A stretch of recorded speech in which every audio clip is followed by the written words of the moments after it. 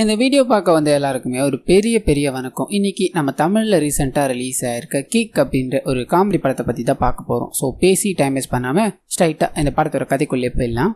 இந்த படத்தோட ஸ்டார்டிங் சீன்ல நம்ம ஹீரோவான சந்தோஷ் அப்படின்றவரை தான் காமிக்கிறாங்க. அட்வர்டைஸ்மெண்ட் ஏஜென்சியில வேலை செஞ்சுட்டு இருக்க ஒரு நபர். எல்லா ஆடுமே இவரே பார்த்துக்கிட்டு இருக்காரு. மத்த யாருக்குமே ஆட் கிடைக்கல அப்படின்ற விரக்தியில இவரை எதிர்த்துக்கிட்டு ஒரு நபர் பாத்தீங்கன்னா தன்னோட ஆளுங்க மொத்தத்தையும் கூட்டு வந்து நிக்கிறாரு. சந்தோஷ் கூட இருக்க எல்லா பசங்களையும் போட்டு பயங்கரமா காயப்படுத்துற அவனுங்க நம்ம ஹீரோக்கு ஒரு பயங்கரமான இன்ட்ரோ கொடுத்து சந்தோஷம் வர வைக்கிறாங்க. நானும் எவ்வளவு நேரம் தாண்டா ஓப்பனிங் ஃபைட்லயே வர்றது, வாயை வச்சுட்டு சும்மா இருக்க மாட்டீங்களாடான்னு சண்டை போடு. எதிரில் இருக்கிற அடியாளுங்க எல்லாருமே எல்லா அடியும் நீ எடுத்துக்கிட்டா எப்படி, உன்னை உயிரோட விட்டா தானடா அடுத்த ஆடு பண்ணுவ அப்படின்னு மாதிரி தூக்கி போட்டு மெத்திக்கலான்னு வர. ஆனா ஹீரோவாச்ச அங்க இருக்கிற எல்லாரையும் அடிச்சு போட்டு விட்டாரு. அடிக்கிறது மட்டும் இல்லாம அவங்கள வச்சு அவங்களுக்கே தெரியாம அவங்கள வச்சு பாத்தீங்கன்னா ஒரு ஆடு எடுத்துட்டாரு. ஸோ இந்த மாதிரி ஒரு கில்லாடியான ஆள் தான் அப்படின்னு மாதிரி நம்ம ஹீரோக்கு இன்ட்ரோ கொடுத்துட்டு அப்படியே கட் பண்ணி சிவானி அப்படின்ற படத்தோட ஹீரோயினையும் காமிக்கிறாங்க. இவங்களும் பாத்தீங்கன்னா ஒரு அட்வர்டைஸ்மெண்ட் கம்பெனில தான் வேலை செய்யறாங்க. அவங்களோட கம்பெனிக்கு போக அங்க பாத்தீங்கன்னா புஷ்பா அப்படின்ற இவங்களோட ஃப்ரெண்டையும் காமிக்கிறாங்க. அண்ட் புஷ்பாவோட அண்ணன் தான் பாத்தீங்கன்னா அந்த அட்வர்டைஸ்மெண்ட் ஏஜென்சிக்கு எம்டியா இருப்பாரு. எல்லாமே ஆப்போனன்ட் கம்பெனிக்காரனான சந்தோஷ் கையில போய்கிட்டு இருக்கு, என்னதான் பண்றது அப்படின்னு மாதிரி கும்பல் கூடி பேசுறாங்க. அப்பதான் புதுசா ஒரு கார் ஆட் பாத்தீங்கன்னா லான்ச் ஆகிறதா இருக்கும். அந்த ஆடை நாம பிடிக்கணும், அதுக்கு ஏதாவது வேலையை பார்க்கணும் அப்படின்னு மாதிரி பக்காவா ஆட் எல்லாத்தையும் ரெடி பண்ணி அந்த நபர்கிட்ட போய் இம்ப்ரெஸ் பண்ணலாம்னு கிளம்ப இதே தாட்டு சந்தோஷ்க்கும் பாத்தீங்கன்னா வருது. அந்த காரோட ஆடை பிடிச்சோம் அப்படின்னா நிறைய பணம் கிடைக்கும் அப்படின்றதுக்காக வேற வழியை தேடுறாரு. அது என்ன அப்படின்னா இந்த கண்டென்ட்டை வச்சு காமிக்கிறதுலாம் பழசு, அந்த ப்ராடக்டோட ஓனரை மறக்கிறது தான் புதுசு அப்படின்னு மாதிரி அந்த ப்ராடக்டோட ஓனரோட வீக்னஸ் தெரிஞ்சுக்கிறாரு. அவருக்கு பாத்தீங்கன்னா அழகான பொண்ணுங்க அப்படின்னா பயங்கர வீக். இதனால அவர் முன்னாடி போய் உட்காந்துக்கிட்டு என்ன போய் ஆட் எடுக்கணுமா, இந்த பொண்ணுங்களா ஓகேவா அப்படின்னு மாதிரி ஒரு போட்டோவா காமிச்சுக்கிட்டே இருக்க. பக்கத்துல இருக்க அந்த மனுஷன் செம்ம டெம்ப்ட் ஆயிட்டாரு. என்னோட ஆடுக்கும் ஒரு மாடல் தேவைப்படுது, கிளாமரா ஒரு பொண்ணை வச்சு ஆடை எடுத்து கொடுக்க முடியுமா தம்பின்னு கேட்க. முதல்ல ஒரு பிகு பண்ணாலும் ஒரு பிளான் போட்டதே இதுக்கு தான் இல்லையா, அழகான பொண்ணு தானே வேணும், வாங்க நான் கூட்டு போறேன் அப்படின்னு ஒரு பார்ட்டி ஆளு கூட்டு போறாரு. அங்க பாத்தீங்கன்னா ஒருத்தவங்க அழகா டான்ஸ் ஆடிக்கிட்டு இருப்பாங்க. அந்த பொண்ணை பயங்கரமா வலியுற மாதிரி ஒரு பாத்துக்கிட்டே இருக்காரு. இதுதான் சமயம் அப்படின்னு மாதிரி இந்த டீல முடிச்சு விட இந்த விஷயம் பத்தின சிவானிக்கு தெரிய வருது. அவன் பொண்ணை காட்டி இந்த ஆடை மயக்கிட்டான். சோ இந்த மிகப்பெரிய ஆட் இவங்களுக்கு கிடைக்காது அப்படின்ற விஷயம் செம்ம கடுப்பாயிடுறாங்க. இவங்களோட எம்டி கிட்ட போய் பேசிட்டு இதுக்கு ஒரு முடிவு எடுக்கிறாங்க. அது என்ன அப்படின்னா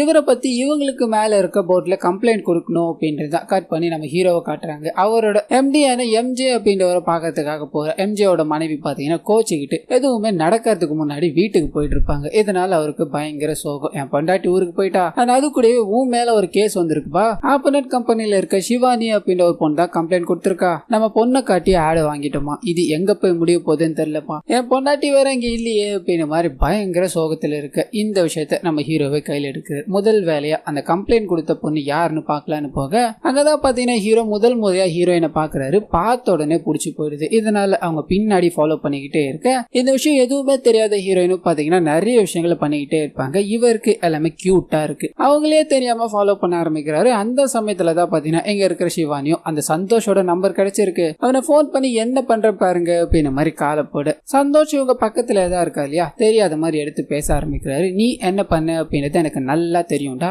உன்னை காட்டி ஆடு வாங்கிட்ட, உன்னை சும்மாவே விட மாட்டேன், இந்த கேஸ் மூலமா உன்னை நடுத்தருவுக்கு வர வைக்கிறேன் பாருடா அப்படின்னு மாதிரி கடுப்புல கட் பண்ண. இவருக்கு தெரிஞ்சு போயிடுச்சு இது சீரியஸ் ஆக போகுது அப்படின்றது. உடனே அந்த ஆடை பிடிக்கணும் அப்படின்னு மாதிரி ஒரு பொண்ணு யூஸ் பண்ணா இல்லையா, அந்த பொண்ணு போய் பாக்குறாரு. அவங்க பயங்கர கோவத்தில் இருப்பாங்க. ஏமாத்தி அவன் முன்னாடி ஆட வச்சு வாய்ப்பு எல்லாத்தையும் வாங்கி தரேன்னு சொல்லி இப்படி ஆக்கிட்டல, நானும் தான் அந்த கேஸ்ல இருக்கேன், உன என்ன பண்றேன் பாரு அப்படின்னு மாதிரி மிரட்ட. இவர் என்ன சொல்றதுன்னு தெரியாம, நீ அன்னைக்கு அந்த நபர் முன்னாடி ஆடின இல்லையா, அவர் மல்டி மில்லியனர்மா, அவர் புதுசா ஒரு பிராண்டர் லான்ச் பண்ண போறாரு, அதுக்கு எல்லாத்துக்குமே நீ தான் பிராண்ட் அம்பாசிடராகவே இருக்க போற, அதுக்குள்ள என்னமா என் மேல கேஸ் எல்லாத்தையும் கொடுத்துட்டேன்னு சொல்ல அவங்களோட முகத்துல ஒரு மாற்றம். பிராண்ட் அம்பாசிடரா, ஆமா அது என்ன ப்ராடக்ட், எப்ப லான்ச் ஆகுது அப்படின்னு மாதிரி தொணத்தொணத்தொன்னு கேட்டுக்கிட்டே இருக்க. இவர் சும்மா தான் சொல்லியிருப்பார். ஆனா இவங்க இப்படி கேட்டுக்கிட்டே இருக்கிறதால என்ன பண்றதுன்னு தெரியாம டிவியை பாக்குறாரு. அங்க பாத்தீங்கன்னா பிளாக் பஸ்டர் அப்படின்னு மாதிரி ஒண்ணு போய்கிட்டு இருக்கும். ஆபத்துக்கு பாவம் இல்ல அப்படின்றதுனால அந்த பிராண்டோட பேரு பிளாக் பஸ்டர் அப்படின்றதா அந்த லான்ச் பண்றதுக்காக தான் உன்ன பிராண்ட் அம்பாசிடரா வைக்க போறாருன்னு சொல்ல இவங்க ஒரு மாதிரி சர்ப்ரைஸ் ஆயிடுறாங்க. கட்பானா இவங்க இந்த கேஸ்ல நமக்கு சாதகமா பேசணும் அப்படின்றதுக்காக இவங்களை வச்சு இல்லாத ஒரு ப்ராடக்டான பிளாக் பஸ்டர் அப்படின்ற ப்ராடக்ட்ல நிறைய ஆட் எல்லாத்தையும் எடுத்து முடிச்சிடுறாங்க. கட்பானா கேஸை விசாரிக்கணும் அப்படின்னு மாதிரி கூப்பிடுறாங்க. அண்ட் இந்த லேடி என்னை ஏமாத்தி இந்த மாதிரி பண்ணிட்டாங்கன்னு சொல்லுவாங்கன்னு எல்லாரும் எதிர்பார்த்துக்கிட்டே இருக்கு. ஆனா அவங்க அந்த ஏஜென்சி பயங்கரமான ஏஜென்சி. சந்தோஷ் சொன்ன மாதிரியே எனக்கு நிறைய ஆட் எல்லாத்தையும் வாங்கி கொடுத்துட்டாரு அப்படின்னு மாதிரி அந்த பிளாக் பிளாக் பஸ்டர் ஆடை பத்தி சொல்ல பக்கத்துல இருக்க சிவானிக்கும் புஷ்பாக்கும் லைட்டா டவுட்டா இருக்கு. இப்படி ஒரு ப்ராடக்டா எங்களால நம்பவே முடியலையே, இருந்தாலும் இவ இப்படி பண்ணிருக்க கூடாது அப்படின்னு மாதிரி பயங்கர கோவம் சந்தோஷ் மேல. கட் பண்ணா ஒரு ப்ராஜெக்ட் முடிஞ்சது அப்படின்னா நான் வெக்கேஷன் போவேன்னு தெரியாதா, நான் இப்ப வெக்கேஷன் கிளம்பிக்கிட்டு இருக்கேன் அப்படின்னு மாதிரி எம்ஜே கிட்ட சொல்லிட்டு போக அப்பதான் எம்ஜே ஒரு விஷயத்த நினைச்சு பாக்குறாரு. எம்ஜேவோட அப்பா பாத்தீங்கன்னா எல்லா பொறுப்புமே இவங்க கிட்ட இருந்தது, அதாவது எம்ஜே கிட்ட இருந்தது அப்படின்னா அவர் ஒழுங்கா பாத்துக்க மாட்டாரு. அதனால எல்லா பொறுப்புமே நம்ம ஹீரோ கிட்ட இருக்கட்டும் அப்படின்னு மாதிரி எழுதி கொடுத்துருப்பாரு. சொத்து எல்லாமே எம்ஜேக்கு தான் சொந்தம், ஆனா அதுல இருக்க எல்லா விஷயங்களுமே நம்ம ஹீரோவை பாத்துக்கிட்டோம் அப்படின்னு மாதிரி தான் இதை நினைச்சு பாக்குறாரு. ஏன் அப்ப நான் சொல்லண்டா அப்படின்னு மாதிரி புலம்பிக்கிட்டு இவன் வர்றதுக்குள்ள ஏதாவது ஒரு ப்ராடக்ட் அட்வர்டைஸ்மெண்ட் பண்ணி பெரிய பொருளாக்கினோம், அப்பதான் நம்ம மேல இருக்க கெத்து அவனுக்கு புரியும்னு கிளம்ப இன்னொரு சைட் கட் பண்ணி ஹீரோயினை காமிக்கிறாங்க. பிளாக் பஸ்டர் அப்படின்ற ஒரு ப்ராடக்டே இல்ல, அவன் நம்ம எல்லாரும் ஏமாத்திக்கிட்டு இருக்கான் அப்படின்ற விஷயத்த கண்டுபிடிச்சிடுறாங்க. ஆனா அதே சமயத்துல எம்ஜேவும் பாத்தீங்கன்னா அங்க அவரோட ஆபீஸ்ல உட்காந்துக்கிட்டே இருக்கும்போது இவருக்கு உதவிட்டு இருக்க ஒரு நபர் ஓடி வந்து இந்த மாதிரி சந்தோஷ் கிட்ட ஒரு விஷயத்த பத்தி கேட்கணும், ஆட் எல்லாமே ரெடி ஆயிடுச்சு அப்படின்னு மாதிரி சொல்ல இவர் சந்தோஷம் எல்லாம் வேணாம், நான் சொல்றேன்ல அதான் எல்லா இடமே பப்ளிஷ் ஆகணும், இது இன்னைக்குள்ள நடந்தாகணும்டா, நீங்க யாரையும் அப்படின்னு மனசுல வச்சுக்கோங்கன்னு சொல்ல அவரு ஒரு மாதிரி யோசிச்சுக்கிட்டே கிளம்புறாரு. காட்பானா இந்த ஆட் பாத்தீங்கன்னா ஓவர் நைட்ல ரீச் ஆயிடுது. எந்த டிவியை திறந்தாலும் பிளாக் பஸ்டர் அப்படின்னு மாதிரி ஆட் போக்கிட்டே இருக்கும். இதனால நிறைய இன்வெஸ்டர்ஸ் எல்லாருமே பாத்தீங்கன்னா இதுல பணத்தை இன்வெஸ்ட் பண்றாங்க. ஆனா அப்படியே கட் பண்ணி வெக்கேஷனை முடிச்சுட்டு திரும்ப நம்ம ஹீரோவை காட்டுறாங்க. வந்து பார்த்தது பிளாக் பஸ்டர் அப்படின்ற பேர்ல வேற லெவல்ல ஒரு சம்பவம் பண்ணி வச்சிருக்காரு இல்லையா, அதை கவனிக்கிறாரு. போட்டு பயங்கரமா திட்ட ஆரம்பிக்கிறாரு. உனக்கு அறிவு இருக்கா இல்லையா, பிளாக் பஸ்டர் அப்படின்ற ப்ராடக்ட் இல்லவே இல்லை, அந்த கேஸ் எழுதி தப்பிக்கணும் அப்படின்றதுக்காக தான் நான் இந்த வேலையை பண்ணேன், அது கூட தெரியாம எல்லா இடத்துலயும் இந்த ப்ரொமோட் பண்ணிட்டியடா அப்படின்னு மாதிரி திட்டிக்கிட்டே இருக்கு. ஆனா அந்த சமயத்துல தான் சிவானி இவங்க மேல ஒரு கேஸ் போட்டிருக்காங்க அப்படின்ற தகவல் வந்து சேருது. இல்லாத ப்ராடக்ட் ஒன்று லான்ச் பண்ணி மக்களை மோசடி பண்ணிக்கிட்டு இருக்காரு அப்படின்றது. இதனால என்ன பண்ணலாம்னு யோசிக்கிறாங்க. இல்லாத ப்ராடக்ட்னால தான் எவ்வளவு பிரச்சனை, அந்த ப்ராடக்ட் இருக்கிற மாதிரி காமிச்சிட்டா எந்த பிரச்சனையும் இல்லாம போயிடும்ல, நீ பண்ண விஷயத்துக்குலாம் நான் இப்ப சொல்யூஷன் தேடிட்டு இருக்க மாதிரி அப்படின்ற மாதிரி லேப்டாப்ல இந்த ப்ராடக்ட் ரிலேட்டடான சில விஷயங்களை பார்த்தீங்கன்னா சர்ச் பண்ணிக்கிட்டு இருக்காரு. கட் பண்ணி வீட்டுக்கு வெளியில சிவானியும் புஷ்பாவும் வந்து இறங்குறாங்க. இந்த வீட்டுல தான் சந்தோஷ் இருக்கான் அப்படின்னு மாதிரி தெரிய வந்தது. ஆனா நாக்கு புடுங்குற மாதிரி 4 வார்த்தை கேட்டு வரலான்னு போக அந்த சமயம்னு பார்த்து இவங்க சந்தோஷம் நினைச்சு எம்ஜேவை பார்த்துட்டாங்க. நீ தான் சந்தோஷா, இவ்வளவு கீழ்த்தரமான வேலைகள் எல்லாத்தையும் பண்ணிக்கிட்டு இருக்கே, உனக்கு அறிவு இருக்காடா அப்படின்னு மாதிரி நாக்கு புடுங்குற மாதிரி கேட்டு போக எம்ஜேக்கு ஒன்னும் புரியல. இங்க என்னையா நடந்தது, நான் என்னையா பண்ணேன், வந்தா திட்டிட்டு போக்கிட்டே இருக்காளே அப்படின்னு மாதிரி புலம்ப நம்ம ஹீரோ வேகமா ஓடி வர்றாரு. நான் தேடிக்கிட்டே இருந்ததுல ஒரு மேட்டர் கிடைச்சது அப்படின்னு மாதிரி பேங்காக்ல இருக்க வாலி அப்படின்னு ஒரு நபரை பத்தி சொல்ல ஆரம்பிக்கிறாரு. மல்டி பர்பஸ் ப்ராடக்ட் அப்படின்னு மாதிரி அந்த வாலி பாத்தீங்கன்னா இந்தியால ஒரு மாத்திரையை லான்ச் பண்ணிருப்பாரு. அந்த மாத்திரை கொஞ்ச நாள்ல பேன் செய்யப்பட்டு அவரையும் பாத்தீங்கன்னா நாடு கடத்திட்டு இருப்பாங்க. இவரை போய் சந்திச்சோம் அப்படின்னா அந்த மல்டி பர்பஸ் மாத்திரையால நம்ம பிளாக் பஸ்டர் உள்ள வர வாய்ப்பு இருக்கு அப்படின்னு மாதிரி ஸ்ட்ரைட்டா பேங்காக் கிளம்பி போறாங்க. அங்க போய் வாலி அப்படின்னு நபரை பார்க்க நடந்த விஷயங்கள் எல்லாத்தையும் சொல்றாங்க. அந்த மல்டி பர்பஸ் டேப்லெட் எங்களுக்கு வேணும்னு கேட்க இவர் முதல்ல முடியவே முடியாதுன்ற. அதுக்கப்புறமா என்ன பண்ணதுன்னு தெரியாம அந்த வாலியோட ஹிஸ்டரி எல்லாத்தையும் பாத்தீங்கன்னா நம்ம ஹீரோ படிச்சுட்டு வந்திருப்பாரு. அவருக்கு ஒரு ஒன் சைட் காதல் இருந்திருக்கும். அந்த காதலை பத்தி பேச அந்த வாலி பாத்தீங்கன்னா உருகி போயிட்டாரு. அவங்களோட புள்ளியா பாணி, அப்ப நீ எனக்கு மக மாதிரி, கண்டிப்பா உனக்காக நான் இதை பண்ணி தரேன், ஒரு 2 நாள் டைம் கொடுன்னு சொல்ல இவங்களும் 2 நாள் இங்கேயே இருந்து அந்த ப்ராடக்டை வாங்கிட்டு போயிடலாம் அப்படின்னு மாதிரி இருக்காங்க. ஆனா அதே சமயத்துல இந்தியால இருக்க சிவானியும் புஷ்பாவும் காமிக்கிறாங்க. சந்தோஷ் இவ்வளவு பெரிய கேடி வேலையை பார்த்துட்டு பேங்காக் வரலையும் அந்த ப்ராடக்டை தேடி போயிருக்கான் அப்படின்ற விஷயம் தெரிய வருது. சும்மா இருப்பாங்களா, அவனை கையும் கலவமா பிடிக்கணும் அப்படின்றதுக்காக இவங்களும் பேங்காக் கிளம்புறாங்க. ஆனா வாலி அப்படின்ற ஒரு ஆளு தான் இவங்களுக்கு அந்த பிளாக் பஸ்டர் ப்ராடக்ட் கிடைக்க போகுது அப்படின்ற விஷயம் தெரியும் இல்லையா. இதனால ஸ்ட்ரைட்டா அந்த வாலியாவே மீட் பண்ணலான்னு போக அவர் 2 நாள் டைம் வேணும் அப்படின்னு மாதிரி வெறித்தனமா ஒரு ரூமுக்குள்ள போய் அடைஞ்சுக்கிட்டு ஃபார்முலா எல்லாத்தையும் கண்டுபிடிக்க ட்ரை பண்ணிக்கிட்டு இருக்காரு. ஆனா அந்த சமயம்னு பார்த்து ஹீரோ அங்க இருக்க நம்ம ஹீரோயினை பாக்குறாரு. இவங்களுக்கு சந்தோஷ் அப்படின்னா பிடிக்காது. இப்ப நம்ம என்ன பண்ணலாம் அப்படின்ற மாதிரி யோசிச்சுட்டு வாலி என்னோட அப்பா தான், நான் அவரோட பையன் மகிழன் அப்படின்னு மாதிரி ஒரு உருட்ட இவங்க சந்தோஷ் அப்படின்ற பேரை கேள்விப்பட்டிருப்பாங்க. ஆனா இது வரைக்கும் பார்த்திருக்க மாட்டாங்க. அதனால இவரை மகிழனா ஏத்துக்கிறாங்க. இவர் கூட பேசவும் ஆரம்பிக்கிறாங்க. உன்னோட அப்பாவை பத்தி நிறைய விஷயங்கள் கேள்விப்பட்டேன், அதான் எங்க சந்தோஷ் அப்படின்ற ஒருத்தர் வந்திருக்கான், அவன் ரொம்ப கேவலமானவன், உன்னோட அப்பா வச்சு ஒரு பெரிய ஃப்ராடுத்தனை பண்ண போறான் அப்படின்ற விஷயங்கள் எல்லாத்தையும் சொல்ல இவருக்கு ஒரு மாதிரி இருக்கு. நம்மளை பத்தி நமக்கேவா, நீங்க ஒன்றும் கவலைப்படாதீங்க, என் அப்பா ஒரு 2 நாள் ஊருக்கு போயிருக்காரு, அது வரைக்கும் நீங்க எங்க இருப்பீங்க, என் கூட இருங்க, என் அப்பா வந்ததும் எல்லாத்தையும் சொல்லி எக்ஸ்பிளைன் பண்ணிடலான்னு சொல்ல இந்த 2 நாளும் பாத்தீங்கன்னா நம்ம ஹீரோ ஹீரோயின் ஒன்னா சுத்துறாங்க. ஆனா அப்படி சுத்திக்கிட்டே இருக்கும்போது தான் இவங்க 2 பேருக்குள்ளேயே காதல் வளருது அப்படின்ற விஷயத்த காமிக்கிறாங்க. ஆனா 2 பேருமே பாத்தீங்கன்னா அதை வெளிப்படுத்திக்க மாட்டாங்க. இப்ப அப்படியே நாட்கள் போக ஆரம்பிக்குது. 2 பேருமே பாத்தீங்கன்னா ஒரு நல்ல அண்டர்ஸ்டாண்டிங்க்கு வந்துடுறாங்க. அந்த சமயத்துல தான் நம்ம ஹீரோ பாத்தீங்கன்னா அந்த வாலியை போய் பாக்குறாரு. 2 நாள்ல நீ ஃபார்முலாவோட வரேன்னு, ஆனா இன்ன வரையும் ஒன்னத்தையும் பண்ணல, அப்படி என்னதாயா பண்ணிக்கிட்டு இருக்கேன்னு கேட்க அப்பதான் அவர் இன்னொரு விஷயத்த சொல்றாரு. எனக்கு ஒரு பிரச்சனை இருக்குப்பா, சின்ன வயசுல எங்க அப்பா எல்லா சொத்தையும் பிரிச்சு கொடுக்கும் போது அந்த ஃபார்முலாவும் எங்க வீட்டு சொத்தாதான் இருந்தது, அது 2 பேருக்கும் ஒன்னா போகணும் அப்படின்ற மாதிரி பாதி என்கிட்டயும் இன்னொரு பாதி என் தம்பிக்கிட்டையும் கொடுத்துட்டாங்கப்பா. பாதியை வச்சு நான் கண்டுபிடிக்கலாம் ட்ரை பண்ணேன், ஆனா முடியல. சோ மீதி பாதி இருந்தாதான் என்னால இந்த ஃபார்முலாவை கம்ப்ளீட் பண்ண முடியும்னு சொல்ல, யோ என்னையா இப்ப சொல்றேன், அம்மா உன் தம்பி எங்க இருக்கா, ஆயா உடனே போலான்னு சொல்ல, அவரு பேங்காக்லயே தான் இருப்பாரு. அப்ப வேலை முடிஞ்சிருச்சு, சீக்கிரமா போய் வாங்கிட்டு வரலான்னு கிளம்ப. அங்க பாத்தீங்கன்னா ஒரு பிரச்சனை. அவர் என் கூடயும் என் ஆளுங்க கூடயும் போட்டி போட்டு யார் ஜெயிக்கிறாங்களோ அவங்களுக்கு மட்டும்தான் ஃபார்முலாவோட மறுபாதி தரப்படும், இது இங்க இருக்கிற ஒரு ரூல் அப்படின்ற மாதிரி சொல்ல எல்லாரும் களத்துல இறங்குறாங்க. அவர் எது தாங்கவே முடியல, அடி வாங்கிட்டு ஓடி வந்துடுறாங்க. அண்ட் கடைசியா நம்ம ஹீரோக்கு இந்த ப்ராடக்ட் தேவைப்படுது அப்படின்ற மாதிரி இருக்கு இல்லையா, இதனால உள்ள போந்து பயங்கரமா அடிக்கிறாரு. ஒரு கட்டத்துல அவரை காயப்படுத்தி ஃபார்முலா எங்கடான்னு கேட்க அவர் ஃபார்முலாவை கொடுக்குறாரு. அண்ட் வாலிக்கிட்டையும் இந்த ஃபார்முலாவை சீக்கிரமா முடியடா அப்படின்ற மாதிரி சொல்ல, ஆனா அவர் பாத்தீங்கன்னா கொஞ்ச நாள் தேவைப்படுது, நீங்க இந்தியாவுக்கு போங்கப்பா,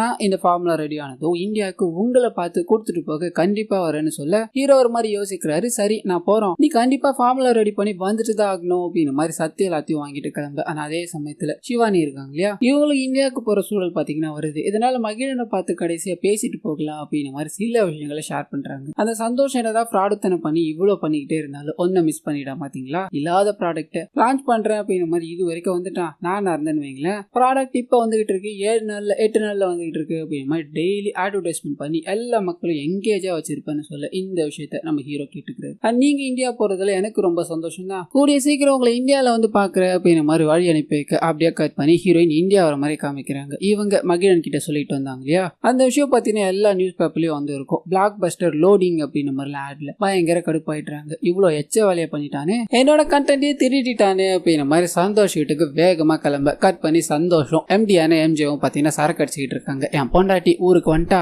இந்த வாட்டி எல்லாத்தையும் பக்காவா நடத்தி முடிச்சிடுற அப்படின்ற மாதிரி சந்தோஷமா போய் ரூமை சாத்த, இதை சைடு நம்ம ஹீரோ சரக்கு அடிச்சுக்கிட்டே இருக்காரு. வீட்டு வெளியில யாரோ கதவை தட்டிக்கிட்டே இருக்காங்க. போய் திறந்தா நம்ம ஹீரோ சிவானிய பாத்துட்டாரு. பாலியோட பையன் மகிழன் அப்படின்ற பேர் தான் நம்ம ரெஜிஸ்டர் ஆயிருக்கோம். இப்போ இவங்க பாத்துட்டாங்களே என்ன பண்றது அப்படின்னு மாதிரி பயங்கரமா யோசிக்க, அதுக்கு பதில நம்ம சிவானிய கொடுத்துட்டாங்க. என்ன சார் நீங்க என்ன பண்றீங்க, எனக்கு நல்லா தெரியும், அந்த சந்தோஷத்தோட உங்களை ஏமாத்தி கூட்டு வந்தான்னு சொல்ல தேடிக்கிட்டு இருந்த காரணம் கிடைச்சிருச்சு இல்லையா, ஆமான்னு தலையாட்டாரு. அவன் எங்க சார் இருக்கான், அவனை உண்டு இல்ல நாக்குற அப்படின்ற மாதிரி எல்லா கதையும் திறந்துகிட்டே இருக்கு. அங்க இருக்க புஷ்பாக்கு பாத்தீங்கன்னா எம்ஜே தான் சந்தோஷ் அப்படின்ற மாதிரி ரிஜிஸ்டர் ஆயிருக்கும். இதனால உள்ள போய் பாக்குறாங்க, அவர் ஒரு பொண்ணோட சந்தோஷமா இருக்காரு. அந்த பொண்ணு வேற யாரும் கிடையாது, அவரோட மனைவி தான். ஆனா இது இவங்களுக்கு தெரியல. என்னடா இந்த மாதிரி வேலை எல்லாத்தையும் பண்றியா, இவளை எங்க இருந்துடா புடிச்சிட்டு வந்த, எங்களோட கண்டென்ட்டை திருடி இப்படி போட்டுக்கிட்டு இருக்க, உனக்கு அசிங்கமா இல்லையாடா அப்படின்ற மாதிரி பலான கேள்வி கேட்டுக்கிட்டே இருக்கு. இவரோட மனைவி அடிச்சு போட்டு மறுபடியும் கோச்சிட்டு போயிட்டுறாங்க. யோ என்னையா என் வாழ்க்கையில எல்லாம் வந்து விளையாடிட்டு இருக்கீங்க, முதல்ல இங்க இருந்து வெளியே போங்க அப்படின்ற மாதிரி எல்லாரையும் துரத்தி விட நம்ம ஹீரோ பாத்தீங்கன்னா ஹீரோயின் கையோட கூட்டு போயிட்டாங்க. அவனோட வீட்டுல இருக்காதீங்க, அவர் ரொம்ப மோசமானவன், நீங்க திரும்பி பேங்காக் போற வரையும் நீங்க என்னோட வீட்டுல இருந்துக்கலாம் சார், எனக்கு எந்த ஆட்சேபனையும் இல்லைன்னு சொல்ல, இதுக்கு மேல ஒரு வாய்ப்பு கிடைக்காதுடா சாமி அப்படின்ற மாதிரி இவருக்கு ஒரு சந்தோஷம். அதனால அவங்களே எப்படியாவது உசார் பண்ணணும், காதல வெளிப்படுத்தணும் அப்படின்ற மாதிரி ட்ரை பண்ணிக்கிட்டு இருக்காரு. அந்த சமயத்துலதான் இவரோட ஆளான எம்ஜே போன் பண்ற, டேய் அந்த பொண்ணு உன்னை ரொம்ப நம்பிக்கிட்டு இருக்கு, நீ மகிழன் இல்ல சந்தோஷ் அப்படின்ற விஷயம் தெரிஞ்சா அந்த பொண்ணோட நிலைமை யோசிச்சு பாத்தியா, விளையாடாதா, அந்த பொண்ணு கிட்ட உண்மையை சொல்லிடுடா அப்படின்னு மாதிரி வருத்தமா பேச இவர் ஒரு மாதிரி யோசிக்கிறாரு, உண்மையை சொல்லிடலாம் அப்படின்னு மாதிரி நினைக்கிறாரு. ஆனா அதே சமயத்துல நம்ம ஹீரோயின் இருக்காங்க இல்லையா, அவங்களோட எம்டி மூலமா கூட இருக்கிற மகிழன் தான் சந்தோஷ் அப்படின்ற விஷயம் தெரிய வருது. இதனால இவங்க பயங்கர ஃபீல் பண்றாங்க. ஆனா அப்படியே கட் பண்ணி சந்தோஷம் பாத்தீங்கன்னா இவங்க கூப்பிட்டுக்கிட்டு ஒரு ஃபுட்பால் விளையாடுற இடத்துக்கு போறாங்க. இதுதான் சரியான சமயம், இங்க உண்மையை சொன்னா சரியா இருக்கும் அப்படின்றதுக்காக நம்ம ஹீரோவோ அந்த உண்மையை வெளிப்படுத்தணும்னு போக, அப்பதான் இவருக்கு எதிரியா சுத்திட்டு இருக்கா இல்லையா, அவர் உள்ள என்டர் ஆகுறாரு. டேய் உன்னை எவ்வளவு நாள் ஸ்கெட்ச் போட்டோம், இன்னைக்கு வசமா மாட்டினியா அப்படின்னு மாதிரி அடிக்கலான்னு போக இவர் சும்மா இருப்பாரா, அங்க இருக்க எல்லாருக்கும் பதில் தாக்குதல கொடுத்துக்கிட்டே இருக்காரு. ஆனா அப்பதான் பாத்தீங்கன்னா அவருக்கு ஒரு ஷாக்கிங்கான விஷயம் வருது. இந்த ஆளுங்க எல்லாருமே அனுப்புனது நம்ம ஹீரோயின் தான். முதுகுல குத்துறது எந்த மாதிரி இருக்குன்னு உனக்கு புரியுதா,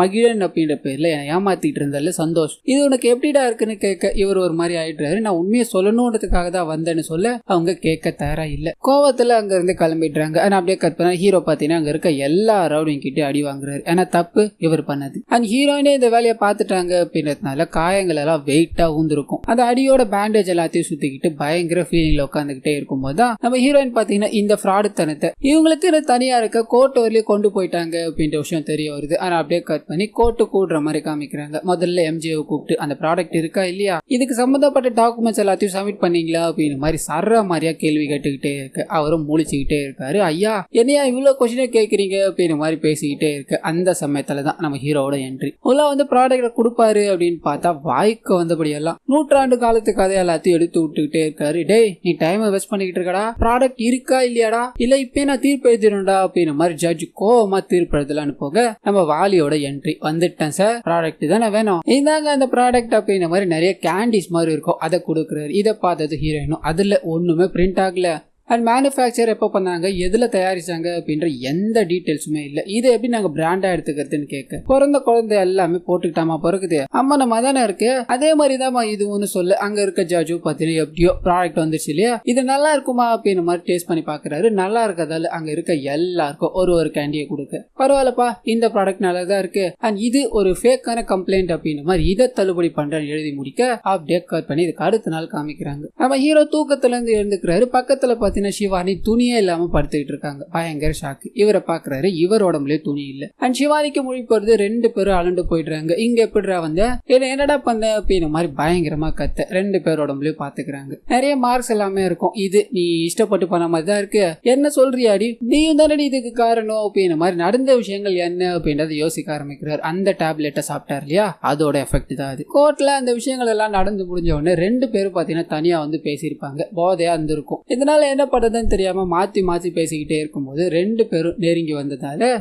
பலான விஷயங்கள்லாம் நடந்து போச்சு அப்படின்றத காமிக்கிறாங்க. கட் பண்ணி ஹீரோவும் எம்ஜேக்கு என்ன ஆயிடுச்சுன்னு வேகமா போன் பண்ண, அவரோட மனைவி கூட அவர் பாத்தீங்கன்னா எல்லா விஷயத்தையும் முடிச்சிட்டு இருப்பாரு. ரொம்ப நாள் ஆசை இப்படி சுயநிலை இல்லாம நடந்துருச்சு அப்படின்ற மாதிரி அப்செட். இன்னொரு சைடு கட் பண்ணா, நீங்க தயாரிச்ச ப்ராடக்ட நாங்களே வாங்கிக்கணும் அப்படின்ற மாதிரி ஒரு கார்பரேட் கம்பெனிக்காரங்க வராங்க. போதையே இப்படி ஏறுது, எந்த கெமிக்கல்ஸுமே இல்லாம இது நடந்திருக்கு அப்படின்றது ஆச்சரியமா இருக்கு, இதை மட்டும் நாங்க லான்ச் பண்ணோம் அப்படின்னா எங்களுக்கு பெரிய லெவல்ல சக்சஸ் கிடைக்கும் அப்படின்ற மாதிரி இவங்க கிட்ட அக்ரிமெண்ட் எல்லாம் சைனுவாங்க. அங்க இருக்க எல்லாருக்குமே பயங்கர சந்தோஷம். ஆனா ஹீரோ பாத்தீங்கன்னா சிவானி நம்மள விட்டு போயிட்டாங்க அப்படின்ற சோகத்தால இதுக்கப்புறம் இந்த ஆட் ஏஜென்சில நான் இருக்க விரும்பல, தனியா போய் வாழ்ந்துக்கிறேன் அப்படின்ற மாதிரி எல்லா பொறுப்பையும் எம்ஜே கிட்ட கொடுத்துட்டு அண்ட் கடைசியா ஒரு வாட்டி சிவானியை பார்க்கணும் அப்படின்ற மாதிரி போறாரு. நடந்த எல்லா விஷயத்துக்கும் என்ன மனுஷரு, நான் உண்மைகளை பல வாட்டி சொல்லணும் அப்படின்ற மாதிரி தான் வந்தேன், ஆனா எனக்குள்ள இருந்த காதல் அதை மறைச்சிச்சு, நான் பேரை மாத்தி வேணா போய் சொல்லியிருக்கலாம், ஆனா நான் காதலிச்சது உண்மைதான் அப்படின்ற மாதிரி உருக்கமா பேசிட்டு இந்த ஊரை விட்டு கிளம்புறாரு. ஆனா அப்படியே கட் பண்ணா சில வருடங்கள் கழிச்சு காமிக்கிறாங்க, இந்தியாவுக்கு நீ அர்ஜென்ட்டா வரணும் அப்படின்னு மாதிரி எம்ஜே கிட்ட இருந்து போன் வருது. வேகமா ஓடி வர